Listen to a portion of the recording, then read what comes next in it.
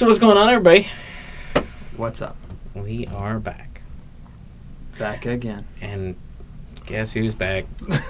Tell a friend. Shady's back. Shady's. Okay, anyways. Yeah, okay. So I'm here. It's Derek. What's up, y'all? We got Matt. What's going on, everybody? We got Lizzie. Nah. And a guest here is Kevin. How's it going? So, yeah. Yeah. What are we talking about today? Peter. Peter. Talking about Peter. And not my really good friend in Honduras, Peter, Not that Peter. but the Peter from the Bible. Bible Peter. Bible Simon Peter. Simon Peter. Yes. As opposed to... I don't know. Oh, okay. I just, I just... He just wanted I didn't to know if you drop, had a clever he something, wanted you to know. drop full names today. I was... Okay. I was... Full name drops. Full name drop. That's if I hung out with him yesterday. I was hanging out with Simon Peter. Yes, Simon Peter. Wasn't it, what? Hey, not in Capernaum, man. Cephas? What was his actual name? What? What Like was his, Cephas or whatever. Wasn't it Cephas? Cephas? That would have been... Wouldn't that have been Peter? But... Yeah, who knows? Like, All right, so... there's lots of arguments over whether or not people actually change names or not, but I'm pretty sure they did because Old Testament showed it a lot. So, anyways. Yeah. I think Jesus looked down and goes, "You're not a Cephas. You look more like a Peter." More like you look more like a Peter to me. You look... Yeah. But The Rock. only if Simon says. Oh, well played. Wow. That's good, right? That was good. That's good. Yeah, you can't deny me that. Oh. Yes, I can. Oh, right? So we're going to talk about Peter and his denial of Christ today. So that's where that terrible joke was. And then we're going to talk about his redemption a little bit. So Redemption. Yeah. redemption. No. No redemption. All right. Yeah, we're going to talk about that. It's going to be awesome-ish. And Ish. You yes, threw the ish in there. we're going to talk about the ish. No. The ish in the middle. Is the ish like another like Israelites and so many nights and somebody else in the nights and the ish The Ishmites. Nights? I think we should get started, Ites. Oh, okay. Welcome to the Truth Response.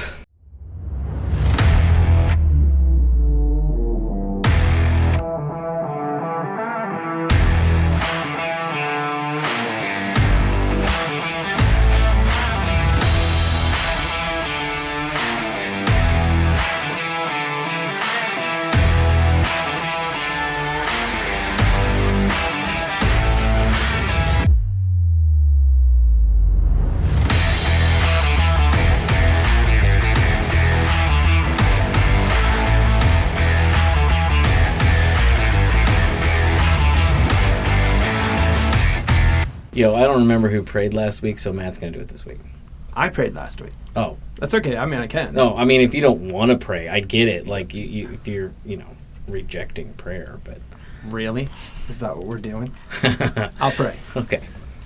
Don't forget your hat. Oh, yeah, but without taking the headphones off again. Yeah. All right, so, Lord, thank you for another episode of the Truth Response that we get to be a part of, even with some guests. And we hope that we bring a lot of truth to the world and things that people can think about and be formed by. But most importantly, we hope that what we do here, however we're going to do it, brings glory to you. So be with us and guide our conversation. We ask in Jesus' name. Amen. Amen. Before we get started, Kevin, introduce yourself a little bit. Like, what do you do? Who are you?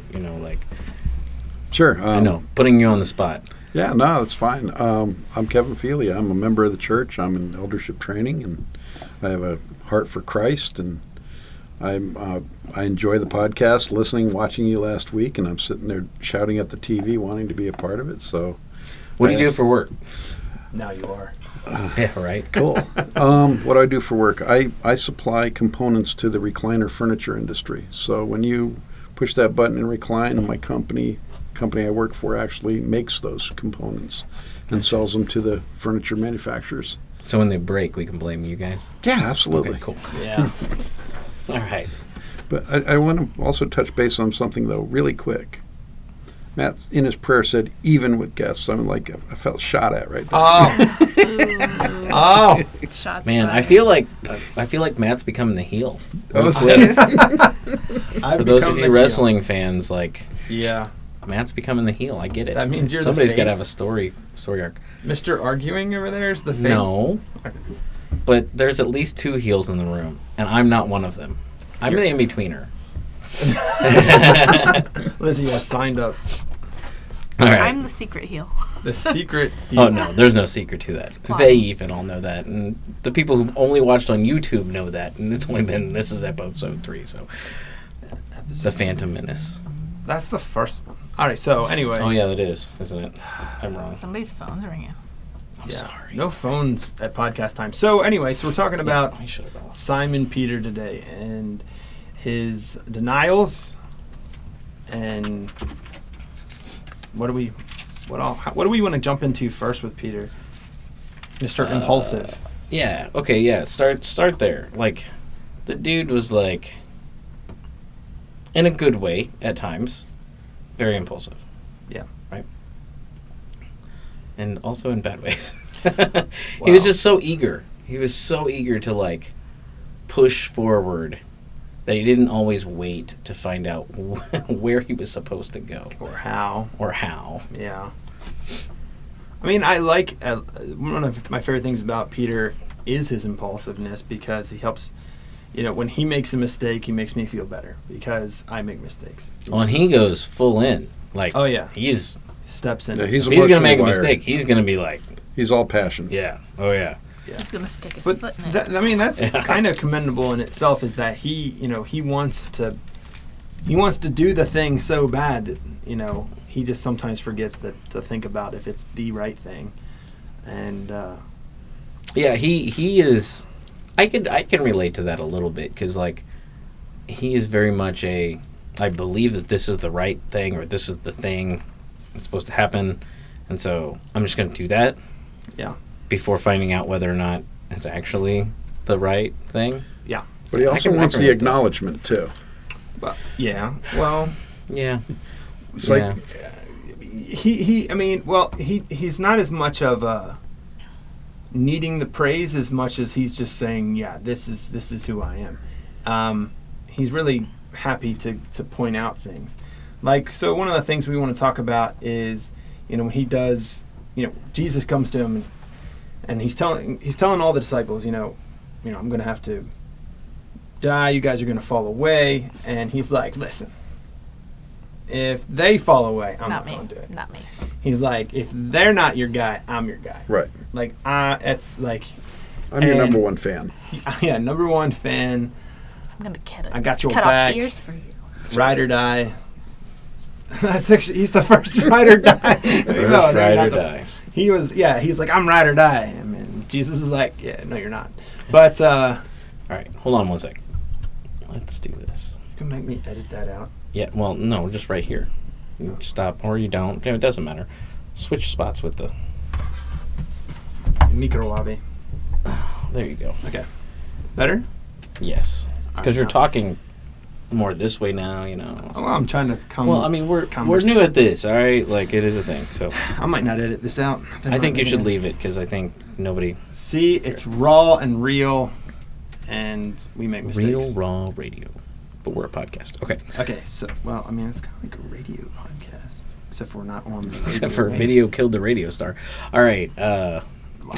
So anyway, getting back to it. Peter. Yes. Peter, Mr. the one percenter. The 1%. Peter the 1%er. Oh my gosh.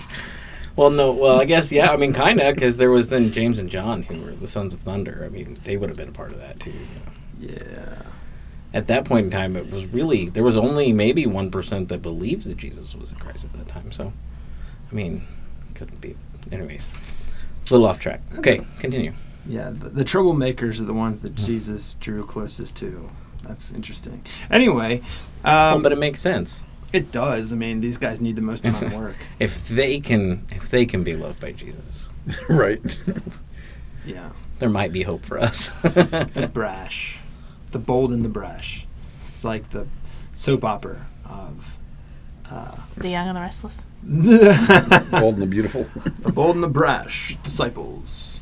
Da, da, da. Anyway, so yeah, so Peter's the one that, call me out on the water, I'll walk on water with you. Yeah. And takes his eyes off Jesus. He's the one, no, Jesus, that's not going to happen to you. He's like, get thee behind me, Satan. Yeah. He's very quick, right? He was even ear chopper, wasn't he? Yeah, he was ear chopper. Yeah. I mean, he chopped off the servant's ear when they came to arrest Jesus. Yeah. Yeah. Very, very just gung-ho. Like, Gung-ho.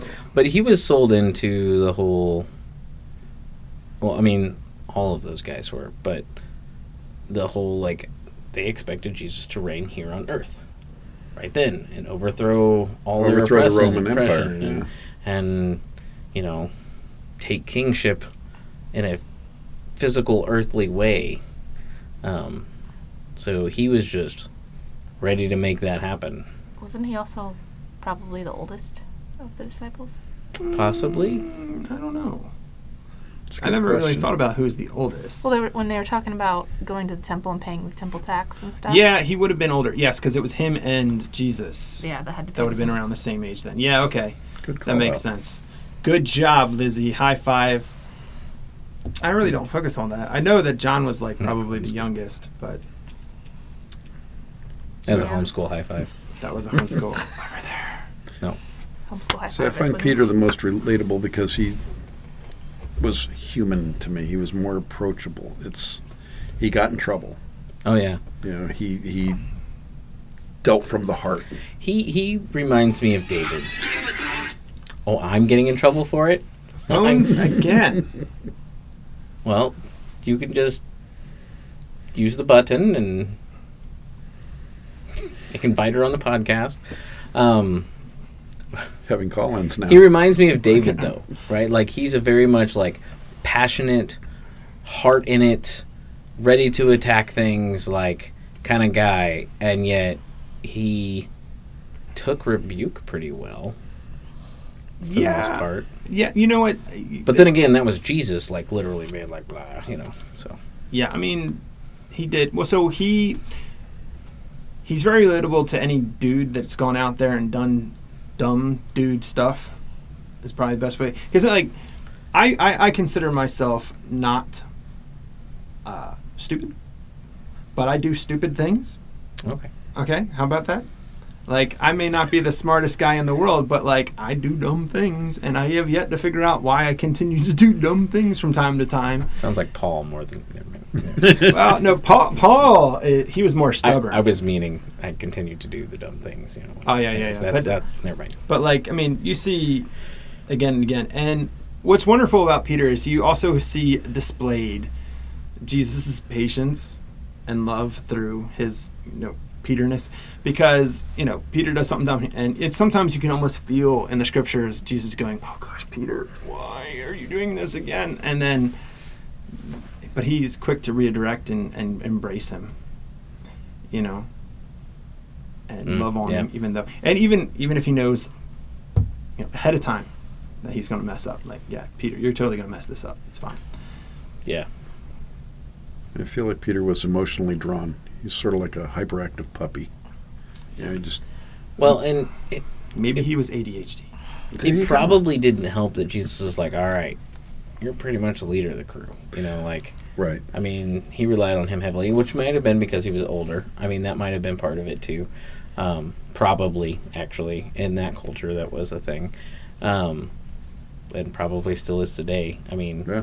you're a little bit more familiar with some of the Jewish culture, aren't you? Yep. And they cling to the oldest and the pecking order, if you will. Yeah. And I think part of it, though, also has to do with the fact that Andrew brought him to him. Probably talked him up a bit. This was Big Brother. Yeah. Yeah. I mean, even though Peter, as soon as he encounters Jesus for the first time, he's like, yeah, you need to get away from me. I love the self-awareness he had at that moment. Like, I'm a sinner and I am not good enough for this. You should probably go that way, because just so Someone else. I mean, for the record, he warned Jesus, this may not go well. Are you sure you want me? No. Which is the same conversation I've had with God in different aspects of my life. I'm Well, like, I had that conversation with Nick whenever I was approached about being an elder. I was like, are you sure that anybody put me up to this? Because if anybody knows me, I mean, like, yeah. I'm ready to fight. And that was Peter, too, though. Peter was, like, ready to, like, go all in. Yeah. So That's a good description of him. He was all in. he was all in. Yeah. Until he wasn't. Until he was. That's Until what he we're was. That's what we're gonna talk about, right? Let's talk about that. So yeah, okay. So let's get to that part. And there's, Peter's denial, right? Like I said, it starts off. Jesus says, "Yeah, you're gonna do this." And he's like, "Nah, dude. I'm your dude. I'm your guy. Your OG. Ride or die. Yeah. I'm gonna prove it with my sword." Yeah. Well, actually, back it up just a little bit more. And Yeah. he at the Last Supper, he was like, "Jesus, I will follow you to death." Yeah. Right? And Jesus is like, "Yo, dude, I tell you, like, before the rooster crows, you're going to deny me 3 times. Like, Yeah. no." And he's like, "There's no way. Yeah. I would never do that." I love how you mentioned that the Last Supper though, because you remember how that started. Let's go back one more. Let's go back one more scene. We are playing this backwards. All right, let's back this up is even fun, further. because you go back one more scene, and when everybody's coming into the dinner, and Jesus starts washing feet, and Peter's like, "You don't wash my feet." He's like, "If I don't wash your feet, you can't do what I need you to do. You can't get in heaven." He's like, "Well, then wash all of me. It's just to drench me in it." Like, okay, no. That's not what you need either. Like he's like, no, you're missing the point of this. You've already been washed, right? Like it's like. So, and then it goes into the, okay, fine, like if you were to go to death, I am going to go with you, which makes a lot of sense into that next scene that you were starting with was whenever the Garden of Gethsemane, you've got, they had fallen asleep, on him, and he had rebuked them for that, and he had been pouring out his entire spirit, over this whole situation he was getting ready to go into. And after Peter was rebuked for falling asleep several times, I don't know how many times that ended up being. Twice that we know. Twice. So okay. yeah. So but what I'm saying is, like, that had already happened. He's like, oh no, Peter's got to be thinking, this wasn't really denial, but like this was 2 things that I've done, like I'm gung ho, I'm all in this. He rose up. All of a sudden, now here come the Romans. Here comes some Romans were with him, but it was the temple guard. Temple guard, yeah. Temple guard was the primary, and I think there was a couple Romans listed there, though. Like, wasn't it a Roman soldier that he sliced the ear? No, it was a temple guard. It was a temple guard. Yeah, okay. so he gets impulsive again, reaches for his sword, slices the guy's ear off. Yeah, he's like, "Oh no, you're not taking." And Jesus tells him once again, "Nope, that's not how we do this." And he healed the dude's ear. I'm paraphrasing a a lot, so hope you like that. He healed the dude's ear, right?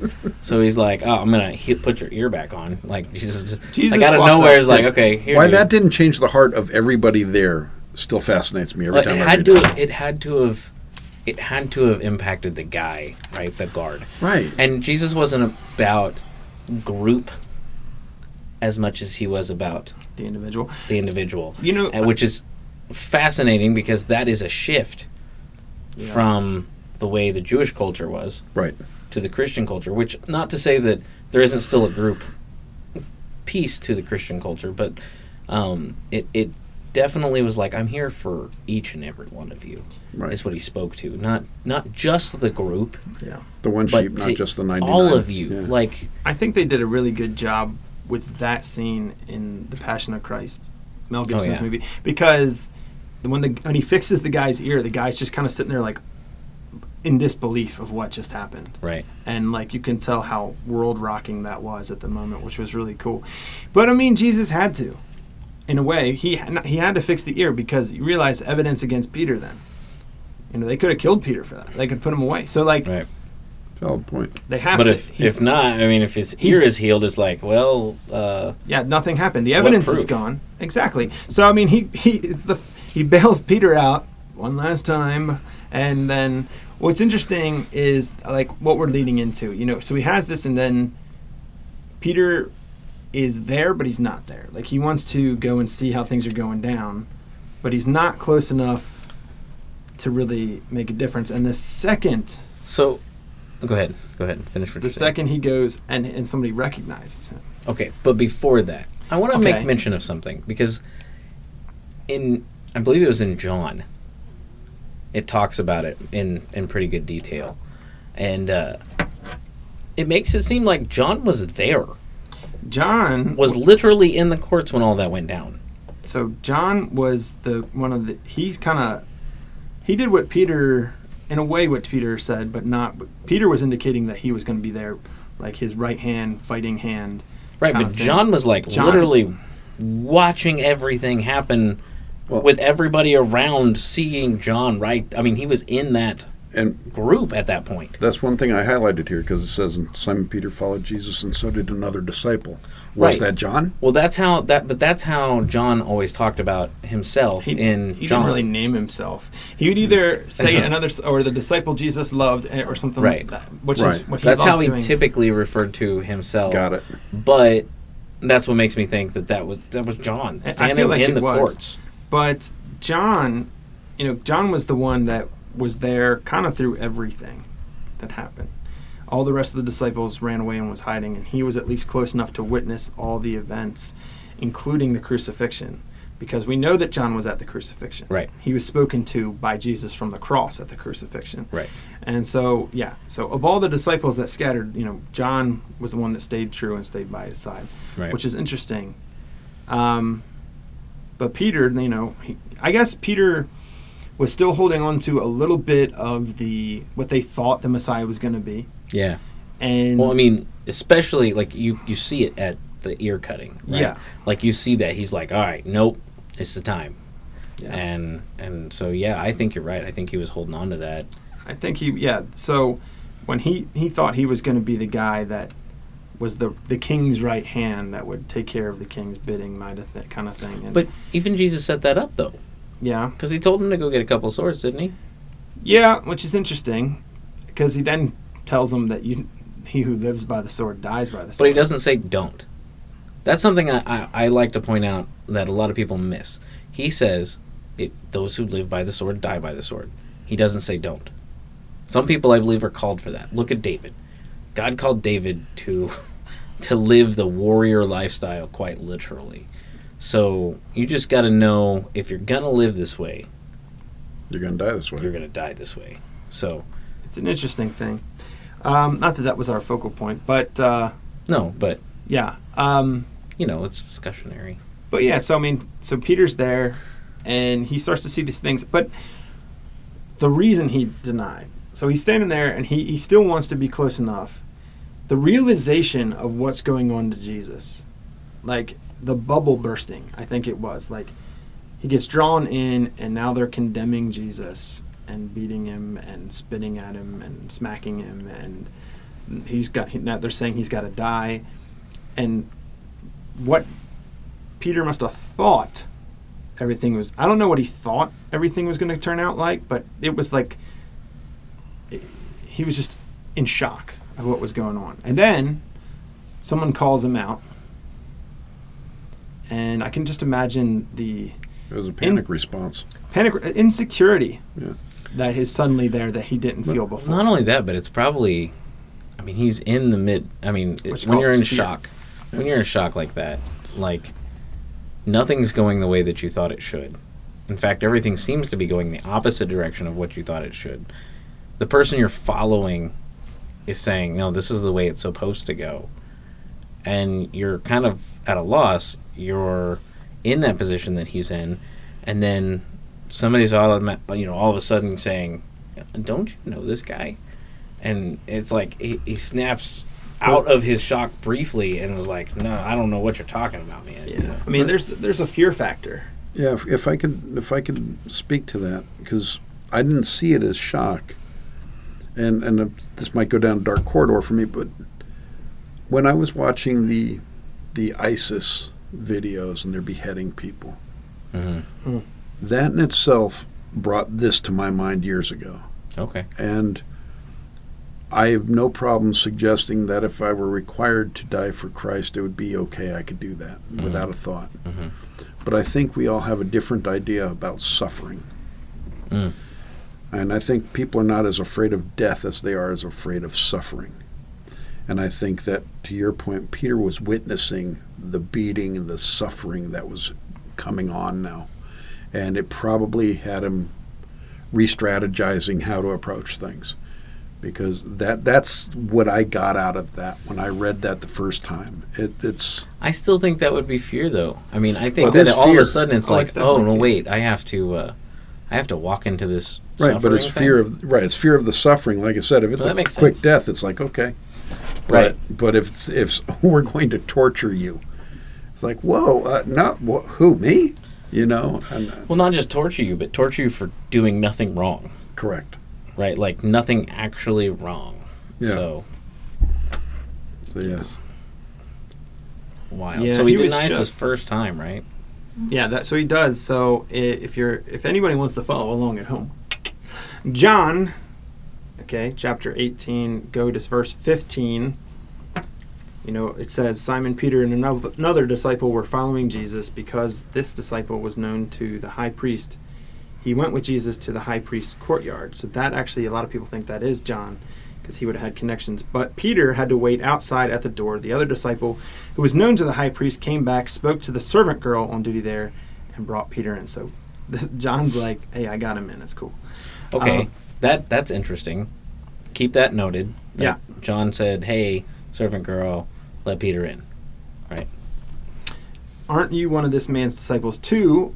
Or no, you aren't one of this man's disciples too, are you? She asked Peter, and he replied, I am not. So that's the first one. According to John, of course, he likes to say, it's kind of neat because he talks about the things that he does as if he wasn't the one doing them. Notice also, like when he and Peter go to the empty tomb, hey, I beat him there, without saying I beat him there. Yeah. You know? Right. And then that disciple believed, which is I believed. You know, it's kind of interesting how he does this. So here he is. This disciple happened to know a guy who got him in. but John, he was known enough to get him in, but he wasn't assigned the same fear that Peter has for being a follower. Yeah. Well, I mean, that's We're talking Caiaphas' courtyard here. They're temple guard everywhere, and John's like, "Yo, he's good." yeah. Yeah. But he's not in I fear. mean, I'm sure John wasn't expecting what was going to happen either at that point. You know, No. the whole literally beating him, and he Yeah. probably figured maybe he'll get in a little bit of trouble or something of some sort, but not what happens. This beating of Jesus that was totally uncalled for. I believe it was even against their code or whatever. Like, it wasn't. They shouldn't have been doing it the way that they did it. Yeah. So, And speaking to the film of the Passion that you were talking about earlier, Mhm. that is one of the most vivid scenes that I replay is the whipping, the flogging of Christ, and that was so vivid to me. yeah. Yeah, but even the bag over his head and punch him and tell us which one Yeah. punched you, like, it's like, I don't know. Can you imagine Jewish people today doing that? I wouldn't put it on whether it's Jewish or not. I'd put it on, can you imagine people doing that? Well, yes. Yes. Right, yeah. But I mean, like, we've seen people who we've are- seen a lot of riots in recent history on our TV screens. So That's yeah, true. I can see that happening. Mob rules, mob I was mentality. meaning, like, church leadership, Oh, right? Okay. Well, in that context, no. Right. Mm, But you can't, but really we can. Yeah. We've seen it. We've seen horrible atrocities happen by people who claim to be Look at the theocracy of Iran. pastors and everything else, you know. Yeah. So it shouldn't have been shocking to anybody even then, but they claim this thing, and yet then they allow something other. Sure. Point that out. All right, continue. Go ahead. Do your thing. My thing? Oh, well, you were reading. I didn't know if you wanted to continue. No, it's reading. okay. So that was the first denial. And then the the high priest questions Jesus, and they slap him in the face, like I said before, and the second denial is very similar to the first. According to John's, of course, description, we're just looking at John right now. In verse 25, meanwhile, Simon Peter was standing there warming himself. So they asked him, "You aren't one of his disciples too, are you?" And he denied it, saying, "I am not." Then, With that, do you think they were referring to John and then him? Like, you're not one as well, right? Like, I don't know. You know what I mean? Like, as well, like one of his disciples too. It has crossed my mind. Not that it has big connotations, but it is interesting. Maybe John had an in. He was like covered. He was too connected. Yeah. But maybe not. The fact is he's sitting there. He wants to see what's going on, but instead of drawing closer, now he's starting to pull back. Yeah.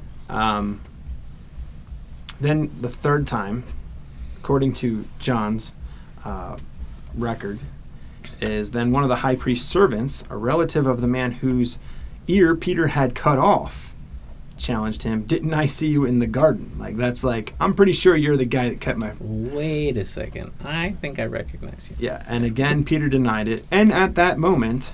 Of course he denied that one, right? Yeah. I'm picturing that Shaggy song. It wasn't me. It wasn't me. Yeah. And at that moment, a rooster began to crow. So that's how he has it recorded. It's interesting. You can see him just kind of like, no. Yeah, that one seems the most understandable, right? "Aren't you that guy?" "No, I'm Wait, he's putting...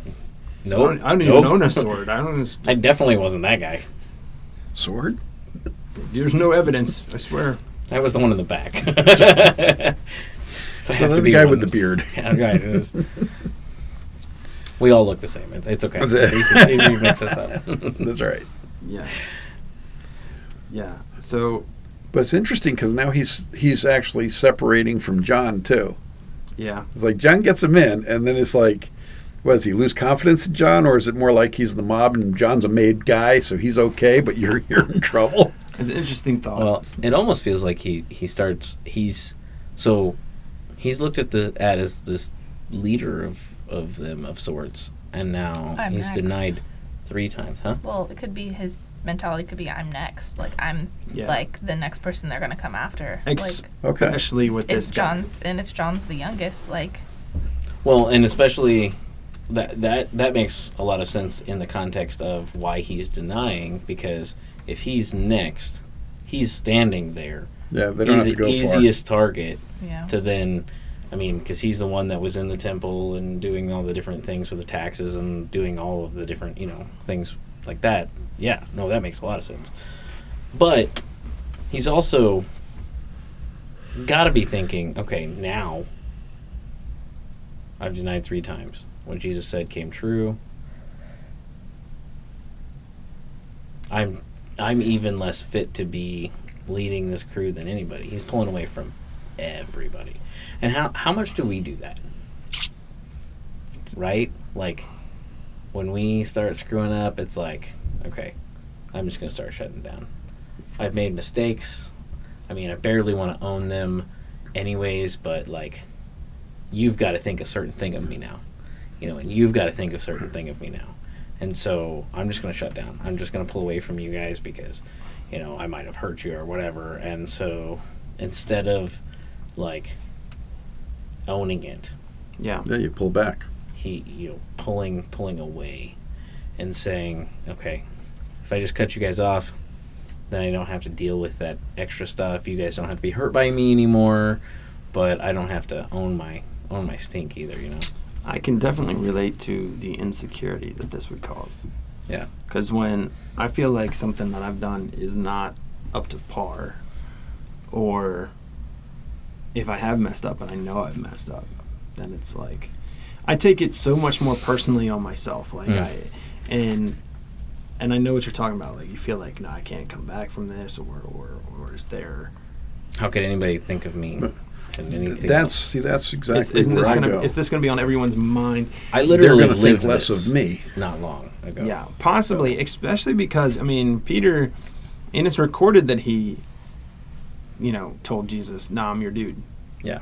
And now he's just done the very thing. The amount of weight of what's going on has got to, I mean, if he wasn't shook before, he is definitely shook now. Right. And as you said, he's kind of pulling away now. He does. I wouldn't even know what to do with myself. I'm sure he didn't.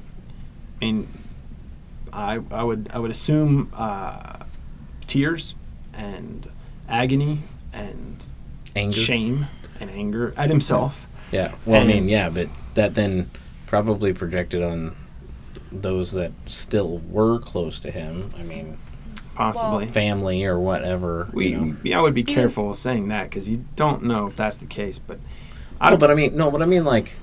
whenever. Okay, so when I lost my job here, right, I pulled away a lot in certain areas from people, and for a brief time, that had to have projected on others, like Jamie, for instance, right? I got real angry with Jamie and was not nice to him because he was a close friend during all of that time.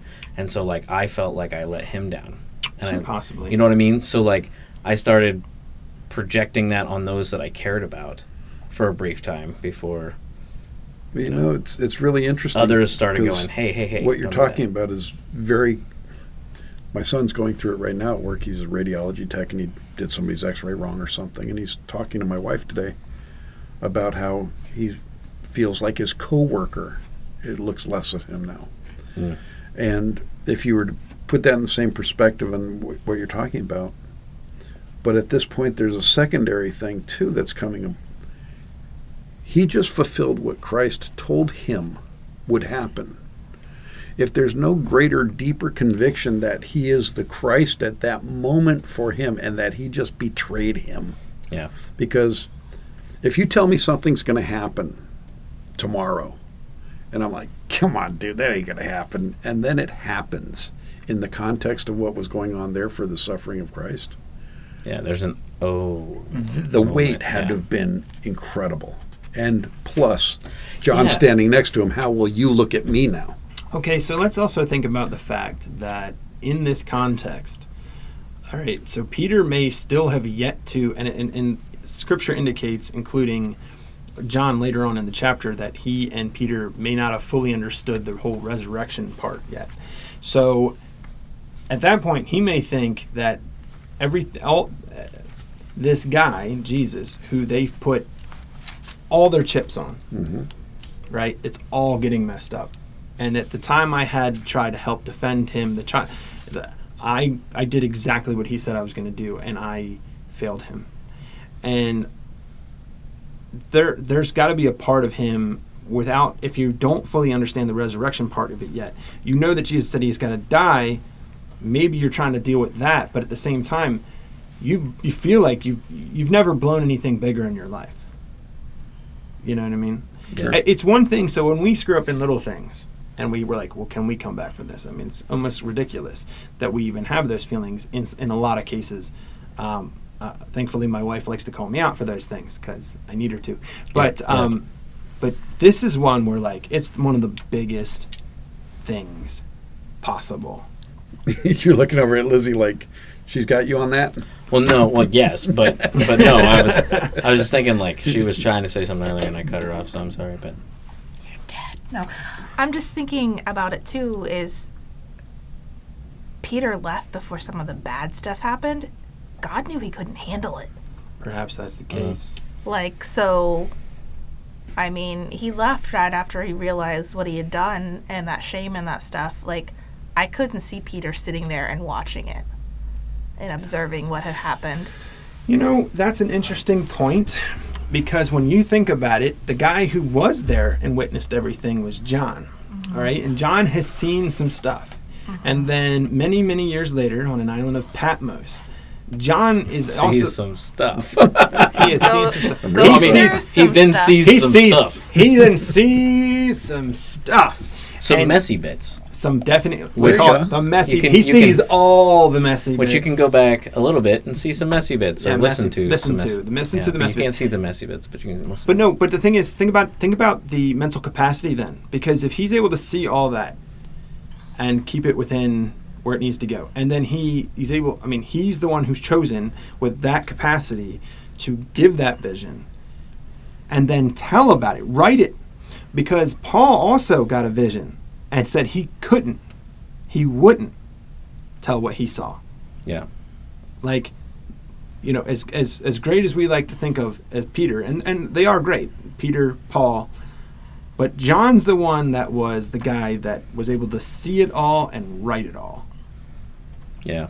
You know, that's an interesting point, Lizzie. That's something that I really didn't think about until now. It's like he was Because just they were just arresting him and he cut off a guy's ear. yeah. Once they start hitting him, beating him, doing all these stuff to him and mocking him, what do you think Peter's going to do?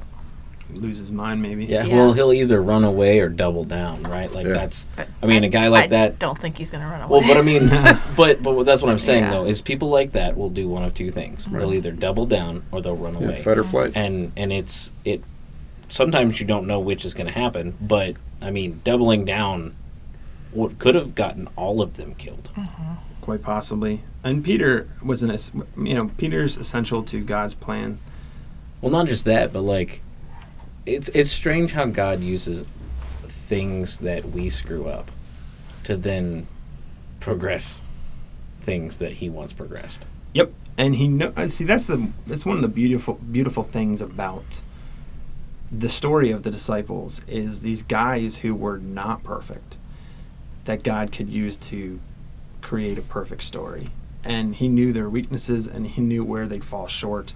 Peter is a great example of, I know how you're going to react here. And I'm going to use that. And it'll be good. Yeah, that's like the 300-foot view, but the 3,000-foot view is that's everyone in the Bible, right? No, Like, I mean, yes. but yeah, I mean Yeah, everybody it's- in the Bible, and I think that's the thing that people that don't believe find so ridiculous, is that it's too perfect. If you think of it the way that you guys think of it, it's too perfect, and that there's got to be lies in here to make it look like this. In the human context, it's if inconceivable.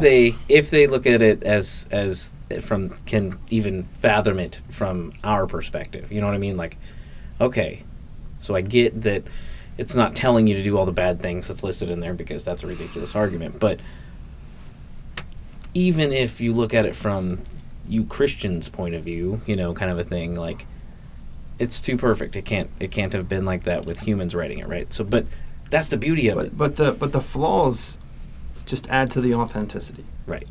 I mean, and you're right, because no one was perfect except for Jesus. No one. Right. No one. Right. From Adam forward, no one. Everybody had their issues, man. Abraham had his issues. Noah had his issues.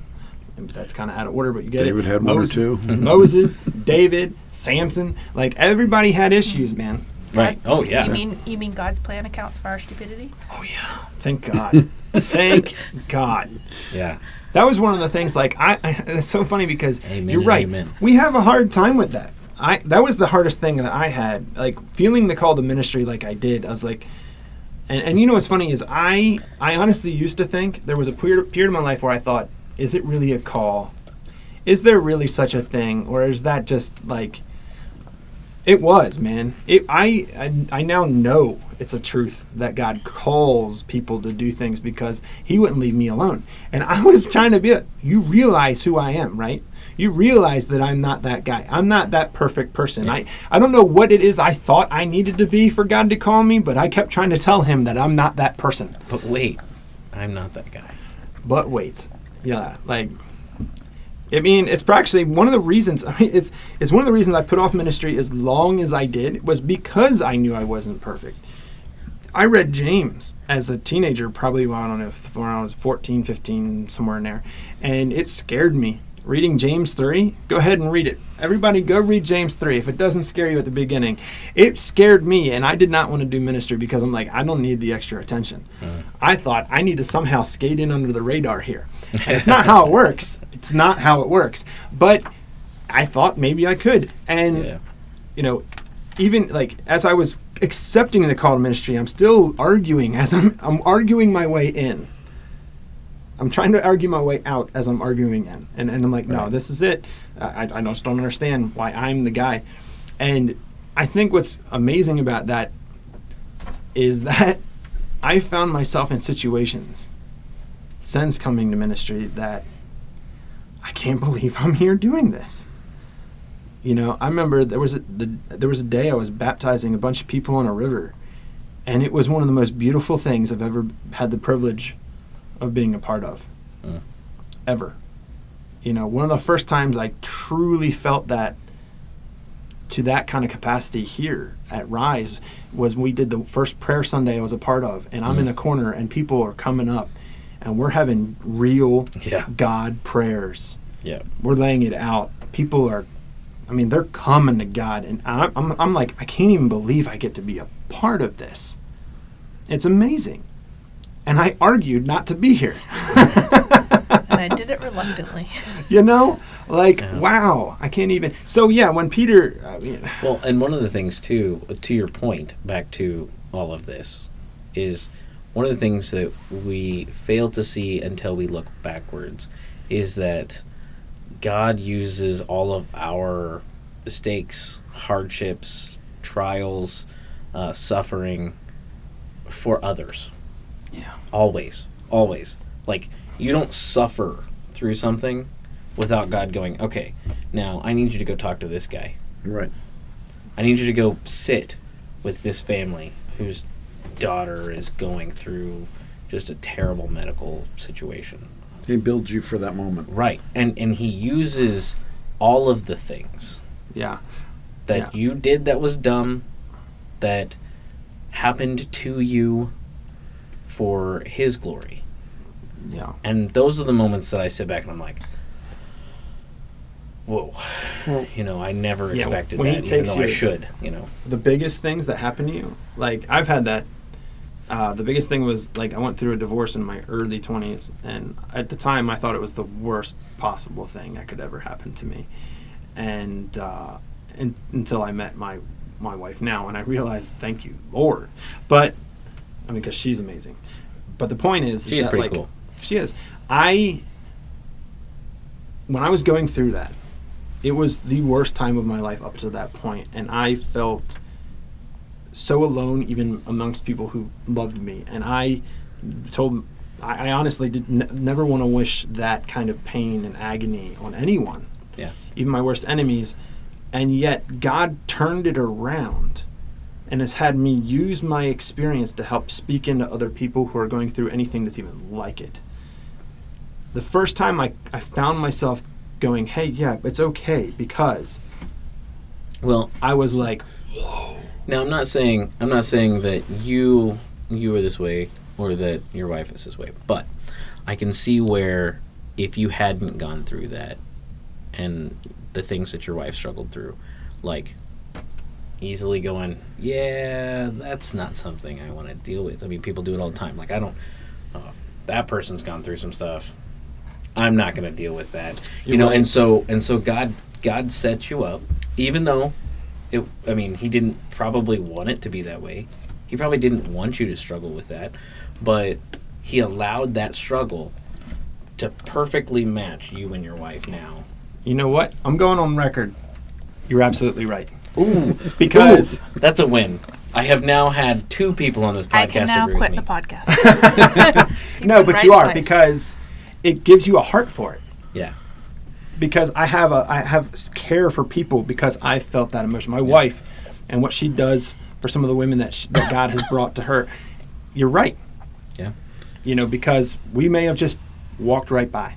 You know what's great is that we're going to have to do the second half of the story next time, because we're Are we out of time? We're hitting at 50 minutes, so we've only got enough time to wrap up. We haven't even talked this about first bit. Well, let me throw one thing at you. Keep Maybe a coming. good I just want to cliffhanger for put that you. out there so that we don't try to go into that second bit. Oh, I want to go to the second bit. Here's the thing. What you just described is a perfect analogy of Peter's denial. God called you to something greater, and you denied it, and you didn't want to, and you argued against it. And when you gave in to God's will is when he was able to build you for the perfection. Yeah, he Maybe often that's why I has like to him tear so us much. down. Yeah. Or allow us to be torn Yeah. down and to build us up again. Like, Why do we fight so hard? First off, I have gotten in the habit of saying, "Yeah, I never win that argument," and you're It's a not dumb going thing to. dudes do. yeah, Lizzie, why do we fight that hard? Women do. too. Control. Control. There. Ah. Okay. That's a That's- very good It's call. all Great control. answer. Great yeah, answer. It's all a control issue. Yeah, And perhaps. feeling like you're not in control yeah. and wanting to be in control. It's so complex. I mean, the whole situation was, there was so much to it that we just kind of pass over. Pass over. That just so happened to sorry, be when this right, happened. right. Which, I mean, we could go on the Easter tangent if you want to at another We're podcast, not gonna do but that today. on another podcast. That'd be but, fun. Call me for that one. Yeah, I will. I know that you got that too.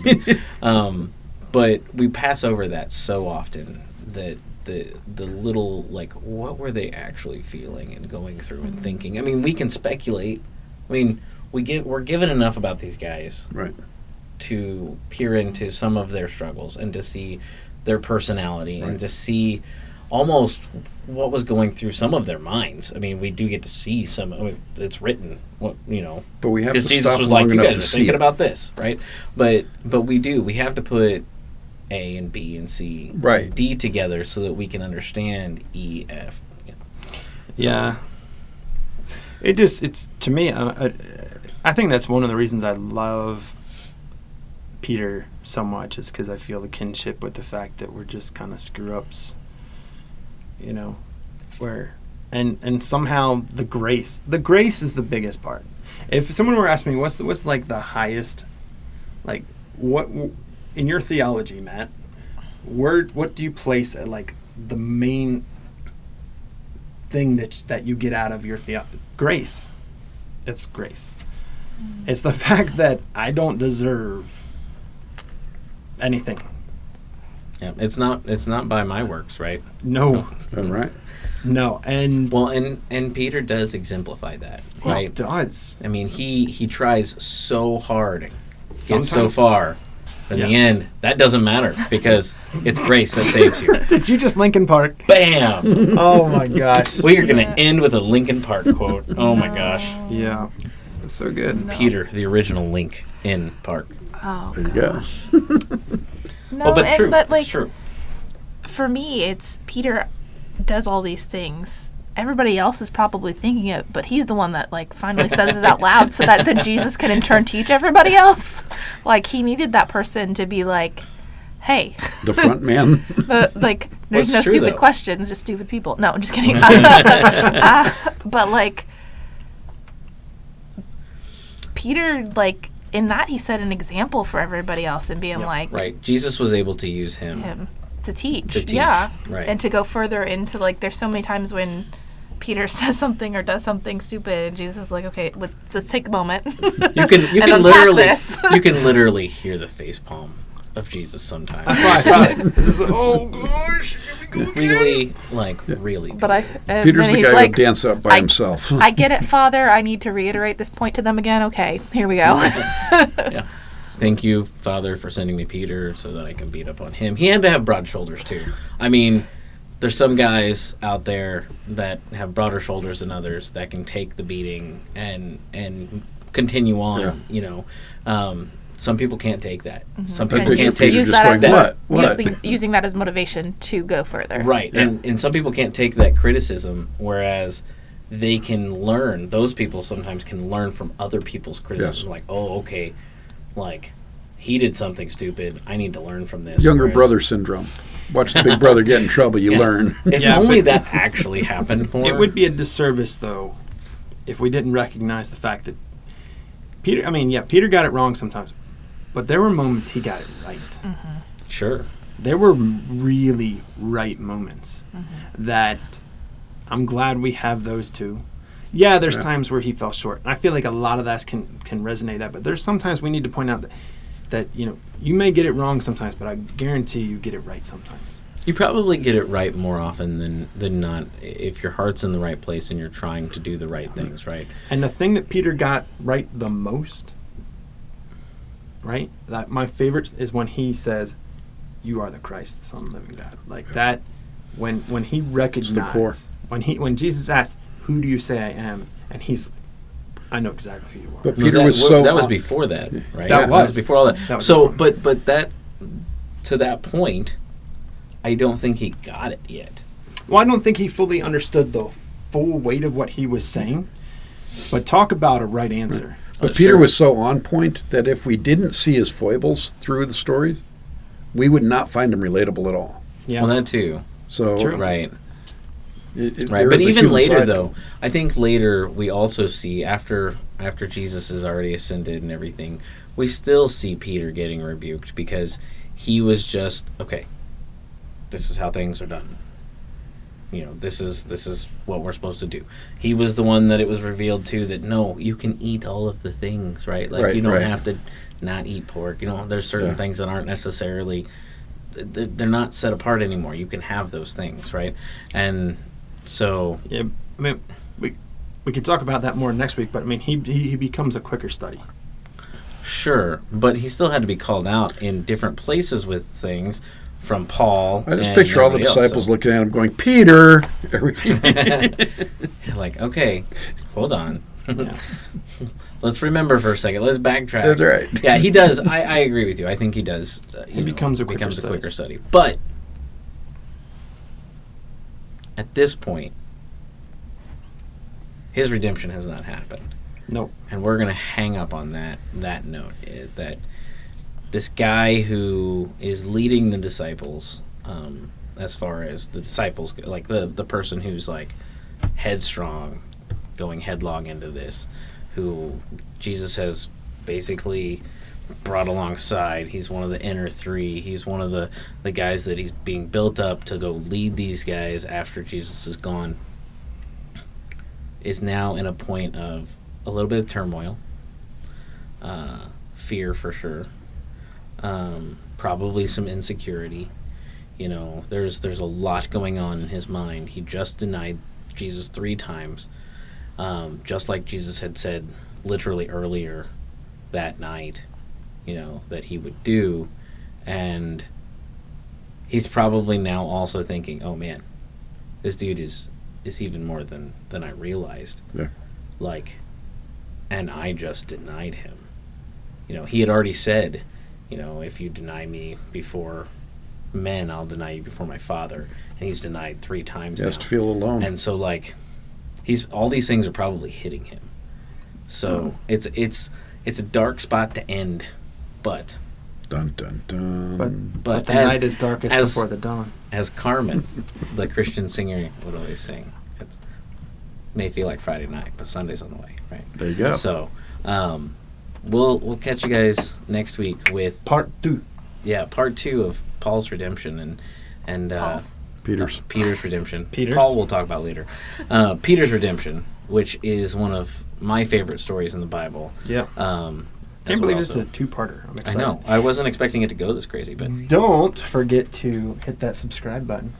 and the like And and the like. bell if you And the want to bell. be notified. Yeah. You want to be notified. You want to be notified for sure. And you want to notify Be in the people. know. And we have a special request. So I know that we don't all necessarily feel like we are good at social media to a point of taking over, which if you are really good at social media, we are looking for that person who would like that extra jewel in your crown, because it doesn't pay, it's volunteer.